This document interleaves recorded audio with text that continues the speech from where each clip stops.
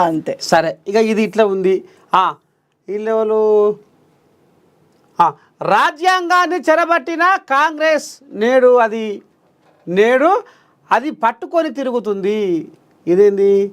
ఎమ్మెల్యేల ఇంటికి ఇండ్లు, పేదల కోసం మాత్రమే హామీలే. బీసీ ఎస్టీ సీఎంలు లేని కాంగ్రెస్ పార్టీకి సమాధానం చెప్పే ధైర్యం ఉందా?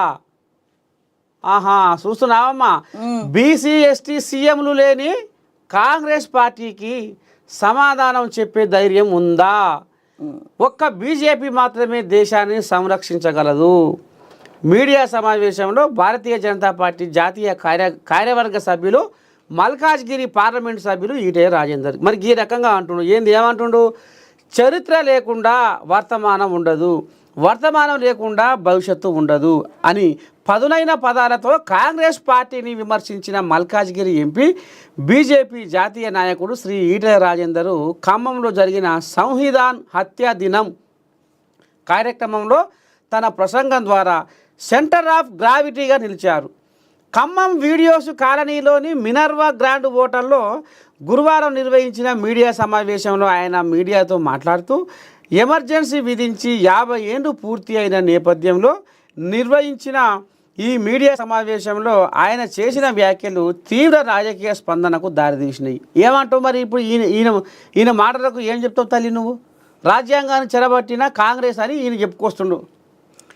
ఇందుట్లో కాంగ్రెస్ చరిత్ర తీసుకుంటే ఎన్ని సంవత్సరాల చరిత్ర ఉంది, కాంగ్రెస్ పాలసీస్ ఏమున్నాయి, అసలు దాంట్లో బీజేపీ చేసినవి ఏమున్నాయి, ప్రాజెక్టులు పెద్ద పెద్ద ప్రాజెక్టుల గురించి కానీ కట్టినవన్నీ కాంగ్రెస్. బీజేపీ ఏం కట్టింది?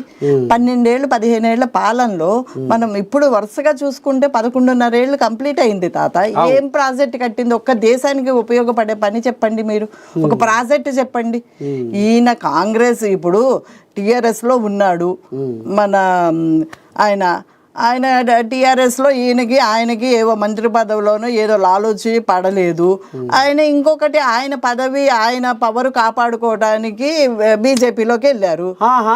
మరి అంతే కదా, వెళ్ళారు. అక్కడ వెళ్ళిన తర్వాత ఇంకా వాళ్ళేంటి, ఇప్పుడు గవర్నమెంట్లో ఉన్నది కాంగ్రెస్ ఇది చేయాలి కానీ మన టీఆర్ఎస్ని అయితే ఆయన అనలేడు కదా. ఇప్పుడు కాంగ్రెస్ని అనాలి కాదు, బీసీలే ఉన్నారు, బీసీలు లేరు, రెడ్డీసే ఉన్నారు అని అంటే కాంగ్రెస్ పార్టీ అయితే ఫస్ట్ నుంచి బీసీలకి మనకి ప్రాధాన్యత ఇస్తానే ఉంది. ఈయన కొత్తగా వచ్చి చెప్పి ఇప్పుడు ఘాటుగా చెప్పేస్తే చరిత్ర లేకుండే వర్తమానం ఉండదు, వర్తమానం లేకుంటే భవిష్యత్తు ఉండదు అని అంటే భవిష్యత్తు ఏంటి అని చూసుకొని ఈయనైతే బీజేపీకి వచ్చాడు. ఆయన భవిష్యత్తు కోసమే వచ్చిండు. మరి అంతే కదా. ఇప్పుడు ఒక్క మాట, ఇప్పుడు ఈ కోయిలాగ్ ఏమంటుందంటే కాళేశ్వరం కడితే రైతుల కళ్ళల్లో ఆనందం కనపడుతున్నాయి, నాకు కూడా పానం నిమలమైంది, కాళేశ్వరం మంచిదే అనేది ఈయన ఒకటి చెప్పుకొచ్చిండు.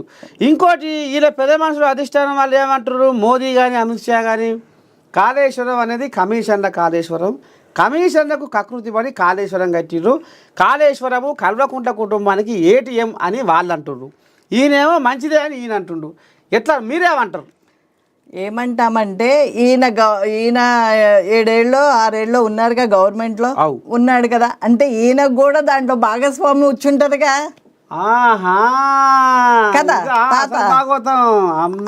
మరి ఆయన మంచిదే అంటాడు. మళ్ళీ అది కూడా మొత్తం అసలు నిధులు ఎక్కడికి వెళ్ళినాయి, ఎంత ఖర్చు పెట్టిండ్రు, ఎంత అంటే తవ్వితే ఈయన ఆర్థిక శాఖ చేసిండు కదా. నాకేం సంబంధం లేదు, అధికారులు ఎట్లా చెప్తే అధికారులే చూసుకురు అంతా, నాకేమేరకు అంటుండు ఆయన. కేసీఆర్ కూడా నాకేం సంబంధం లేదు, నేను అంతా ఆయన ఏమన్నాడు, ఫస్ట్ నేనే ఇంజనీర్, నేనే ప్లాన్ గీసి ఇచ్చినా అన్నాడు. తర్వాత వెళ్ళి అడిగితే నాకేం సంబంధం, నేనేమన్నా ఇంజనీర్నా అని అన్నాడు. మరి రేపొద్దున ఈయన కూడా కూర్చోబెడితే నిధులు ఏమైనాయి, ఎంత దుర్వినియోగం అయింది అని అంటే ఈయన కూడా బయటకు వస్తాడు. అందుకే అది మంచిది అంటున్నాడు. అదే కదా. సరే, ఇక ఈ కథ ఇట్లా వింటే ఒక్కసారి తల్లి మరి ఇప్పుడు తెలంగాణలో మరి ఇక బోనాల పండుగ అంటే ఆడబిడ్డలకు మహాసంబూరం. ఇక తొలి బోనం నిన్న గోల్కొండ ఎల్లమ్మకు ఎక్కించినట్టు, బోనం ఎత్తిన గోల్కొండ భాగ్యనగరంలో వైభవంగా బోనాలు, అమ్మవారికి బోనం సమర్పించిన జోగినీలు, ఆకట్టుకున్న పోతురాజుల విన్యాసం.